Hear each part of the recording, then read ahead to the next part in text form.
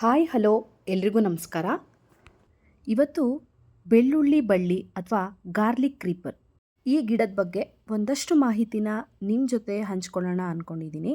ಈ ಗಿಡಕ್ಕೆ ಬೆಳ್ಳುಳ್ಳಿ ಬಳ್ಳಿ ಅನ್ನೋ ಹೆಸರು ಬರೋಕ್ಕೆ ಕಾರಣ ಏನು ಗೊತ್ತಾ? ಇದರ ಎಲೆ ಅಥವಾ ಹೂವನ್ನು ಮುಟ್ಟಿದಾಗ ಅಥವಾ ಇದನ್ನು ನಜ್ಜುಗುಜ್ಜು ಮಾಡಿದಾಗ ಬೆಳ್ಳುಳ್ಳಿಯ ಪರಿಮಳ ಬರುತ್ತೆ. ಹಾಗಾಗಿ ಈ ಒಂದು ಹೆಸರು ಬಂದಿರುವಂಥದ್ದು. ಇದರ ಹೂವು ನೇರಳೆ ಹಾಗೆ ಗುಲಾಬಿ ಬಣ್ಣದಲ್ಲಿರುತ್ತೆ. ಹೂಗಳು ನೇರಳೆ ಬಣ್ಣದಿಂದ ತಿಳಿ ಗುಲಾಬಿ ಬಣ್ಣಕ್ಕೆ, ತಿಳಿ ಗುಲಾಬಿ ಬಣ್ಣದಿಂದ ಬಿಳಿ ಬಣ್ಣಕ್ಕೆ ಬದಲಾಗುತ್ತೆ. ಈ ಬಳ್ಳಿ ವರ್ಷದಲ್ಲಿ 2 ಸಲ ಅಂದರೆ ಚಳಿಗಾಲ ಹಾಗೆ ವಸಂತ ಕಾಲದಲ್ಲಿ ಹೂ ಬಿಡುತ್ತೆ. ಇದು ಮೂಲತಃ ದಕ್ಷಿಣ ಅಮೆರಿಕದ ಉಷ್ಣವಲಯದ ಸಸ್ಯ. ಹೆಚ್ಚಾಗಿ ಇದನ್ನು ಕೈತೋಟಗಳಲ್ಲಿ, ಮನೆಯ ಮುಂಭಾಗದಲ್ಲಿ ಅಲಂಕಾರಿಕ ಬಳ್ಳಿಯಾಗಿ ಬೆಳೀತಾರೆ. ಈ ಒಂದು ಗಿಡವನ್ನು ನಾನಾ ಹೆಸರುಗಳಿಂದ ಕರೀತಾರೆ.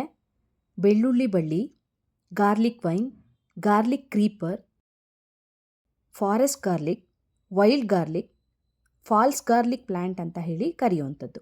ವೈಜ್ಞಾನಿಕವಾಗಿ ಮ್ಯಾನ್ಸೋವಾ ಅಲಿಸಿಯಾ ಅಂತ ಹೇಳಿ ಕರೀತಾರೆ. ಇದರ ಫ್ಯಾಮಿಲಿ ಬಂದು ಬಿಗ್ನೋನಿಯೇಸಿಯೆ. ಸಾಂಪ್ರದಾಯಿಕ ವೈದ್ಯಕೀಯ ಪದ್ಧತಿಗಳಲ್ಲಿ ವಿಶೇಷವಾಗಿ ಇದನ್ನು ಬಳಸಲಾಗುತ್ತೆ. ಸಂಧಿವಾತ, ಆರ್ಥ್ರಿಟಿಸ್, ಸ್ನಾಯು ನೋವಿನ ನಿವಾರಣೆಗೆ ಔಷಧಿಯಾಗಿ ಬಳಸ್ತಾರೆ. ಇದರ ಎಲೆ ಹಾಗೆ ಬೇರುಗಳಿಂದ ತಯಾರಿಸಿದ ಕಷಾಯವನ್ನು ನೆಗಡಿ, ಕೆಮ್ಮು, ಜ್ವರ, ಉಸಿರಾಟದ ಸೋಂಕುಗಳನ್ನ ಗುಣಪಡಿಸೋಕ್ಕೆ ಬಳಸಲಾಗುತ್ತೆ. ಇನ್ನು ಅಡುಗೆಯಲ್ಲಿ ಬೆಳ್ಳುಳ್ಳಿ ಇಲ್ದಿದ್ರೆ ಇದರ ಎಲೆಗಳನ್ನ ಪರ್ಯಾಯವಾಗಿ ಬಳಸಲಾಗುತ್ತೆ.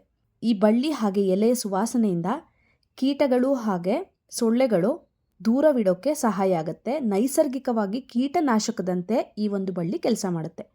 ನಿಮಗೆ ನಾನು ಕೊಟ್ಟಿರೋ ಮಾಹಿತಿ ಹಾಗೆ ಈ ವಿಡಿಯೋ ಇಷ್ಟ ಆದರೆ ಲೈಕ್ ಮಾಡಿ, ಶೇರ್ ಮಾಡಿ, ಸಬ್ಸ್ಕ್ರೈಬ್ ಆಗಿಲ್ಲ ಅಂದರೆ ಸಬ್ಸ್ಕ್ರೈಬ್ ಆಗಿ, ಹೈಪ್ ಮಾಡೋದನ್ನ ಮರಿಬೇಡಿ.